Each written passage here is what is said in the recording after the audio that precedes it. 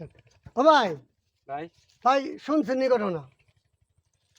আবার তো একটা ঝামেলা শুনলাম। কি ঝামেলা? ওই যে আমাদের মানে ইন্ডিয়া যে আমার মুসলিম ভাইরা আছে, আছে এখন এগোরে বলে কুরবানি দেওয়া বন্ধ করে দিছে, এগো বলে নামাজ পড়া এই আজান মসজিদ আজান দেওয়া যাবো না। আবার আজকে দেখলাম নেটে আমার মুসলিম ভাইরা নামাজ পড়তেছে, এই নামাজে তাদের লাইট তেলাইতে তাদের বিজেপি সরকারের যে রক্ষী বাহিনী আছে এরা তাদের লাইট তেলাইতে উঠাই দিতেছে। ভাই এটা কি একটা যুক্তি? এটা ভাই যুক্তি না। ওরে যদি ভাই আমি পাইতাম তাইলে মাদার চোদ্রে কাইটে ওর মায়ের হুকাতে বইরে দিতাম, বুঝলেন নাই? খানকির বলাই বলে অপা উঠেছে দেশে যে 14 বছর না হইলে গরু জব কোরবানি দেওয়া যাবো না, বেতন যাবো না। ওর মাইরে শুধু খানকির বলাই যে 12 মাসে 13টা পূজা করে, এ দুধ পাই কুদারে ওর মাইরে শুধু দুধ পাই কুদারে। হ্যাঁ, ওর মায়ের হুকাতে দুধ পাই করে না, ওর বোর হুকাতে দুধ পাই করে। খানকি বলাই 13টা পূজা করে, দুধ পাই কুদারে। ওর মায়ের যদি কই দিতে আবার মুসলমানে বলে নামাজ পড়া যা এই মানে মসজিদ ঘর বলে পেইছে ভাঙ্গা হালাই দিব, আগুন ধরাই দিব। কারণটা পাইছে কি? আবার লাইট খেয়ে বলে উঠিয়ে দেয়, কারণটা পাইছে কি? ওকে মন্দির কি আমরা ভাঙবার গেছি কোনোদিন? হ্যাঁ, না ও খানকির বলে আমরা করছে না। ওর বাংলাদেশে যদি মানে হিন্দু আছে লাইট খেয়ে খেতাই দিব খানকির বলা ওই দেশে। না না দেখেন একটা জিনিস দেন, আসলে তো আমরা মানে এটা আপনি অতি রাগে কইতেছেন। আমাদের বাংলাদেশে যে মুসলমান এই হিন্দু আছে বা মুসলমান ভাইরা আছে, আমাদের মধ্যে কোনো বিবাদ নাই। এখন ওই কুত্তা কামড় দিলে কুত্তাতে কামড় দেওয়া যাবে না। না। এখন ভাই আপনি তো একটা রাগে কইতেছেন যে এই আমার মুসলমান একে মারতেছে, আমরা হিন্দুকে মারুন। আসলে ভাই আমরা তো মানে অতি থেকে কইতেছি কথাটা। আসলে আমরা পারব না ভাই, ভাই হিন্দুরা যা পারে ভাই আমরা পারব না ভাই এটা।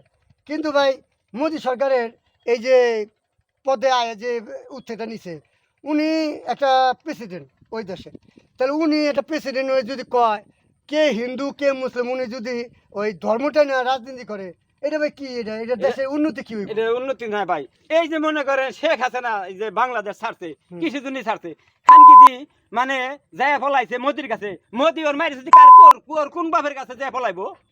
ও কোন বাপের কাছে যায় ফলাইবো? মানে হ্যাঁ? মোদি কাছে হাসিনা পলাইছে। ও তো ও পলাইবো কার কাছে? এই কথা বাস্তব। হ্যাঁ? আসলে ওর পলাই দেব। ও যদি আমাদের মুসলিম সমাজ খেপে উঠায়, আমাদের তো চিনে না। না আমরা আমাদের এই নামাজ আমাদের কুরবানি ঠেকাইতে আমরা আবার নিজের জীবন দিয়ে দেবো। তাও ওরে ছাড়বো তাও না। তাও মনে করেন যে আমরা এই নামাজ ছাড়তে পারবো না, কুরবানি ছাড়তে না, পারবো না। ও কেরা? মোদিরে ছাড়তে রাজি নেই। যেটা যেটা নির্দিষ্ট করছে উপরে আল্লাহ, আল্লাহই করছে। আমাদের নবীজি। হ্যাঁ, তো উনারা দেশের মতো আমরা চলুন, উনারা দেশে চলতে চাই মানে মৃত্যু হয়ে যায়, আমরা সমস্যা নাই। মনে যাবো। ওদের মতন আমরা ওই 72 জন এই ঠাকুরকে দেবতার পূজা করি না পূজা করি না আমরা, এক আল্লাহ। আল্লাহর করি। হ্যাঁ, তাহলে আমরা কিন্তু ভাই কেউ ভয় পাই না। না, এক তাহলে আল্লাহ ছাড়া। উনি কি ভাই এই কামটা ভালো করতেছে? না ভাই, ও কাম ভালো কর নাই। ও তাহলে এটা এটা উনার দেশের লোকের ক্ষতি হইতেছে না? ক্ষতি দিছে এটা কেউ বুঝতেছে না, বুঝতে না। যদি বুঝতো তাহলে ভাই এই ঘটনা করতোই না ও। আচ্ছা এই যে গরু বেচা বন্ধ করে দিছে, হ্যাঁ, কার এটা কি বাংলাদেশের ক্ষতি না তার ভারতেরই ক্ষতি হইতেছে? ভারতের ক্ষতি বেশি হইতেছে। ভারতে যদি গরু না আসতো আমাকে বাংলাদেশে, তাহলে একটা গরু পাইতো না। এই এই মুসলমানে কয়টা গরু খায়? গরু খাইলে হিন্দু দি, ও জানে না এটা? ওই যে হিন্দু দি খায় গরু। ওই বাইরের রাষ্ট্রে তো হ্যাঁ হ্যাঁ হ্যাঁ পাচার হ্যাঁ হয়। হ্যাঁ, বাইরের রাস্তায় পাশে হিন্দু দি খায় গরু। হ্যাঁ। ও কি জানে? ওই তো খাইতে দেখছি আমি, ওরেও খাইতে দেখছি। খানকির বলা কয় গরু 14 বছর নাহলে গরু জব করে যাইবো না। খানকির বাচ্চা। না এই যে দেখেন উনি উনার যে আদেশ দিতে নির্দেশে, উনি কি পাগল নাকি? উনি একটা মিনিস্টার হয়ে উনি পাগল ছাগলের মতন কথাবার্তা। ও পাগল এটা তো- পাগল, ও পুরা পাগল। ও পুরা পাগল হয়েছে তো এই মানে বাংলাদেশ আর ভারত মানে যুদ্ধটা লাগাই দিতেছে। আমরা যে খেপি, আমরা কি মরা চিন্তা করুম? না না, ওরে একেবারে আমরা জেনে ছুটুম, আমরা তো আগুনের মতন ছুটুম। হ্যাঁ। ওকে এটা জানে?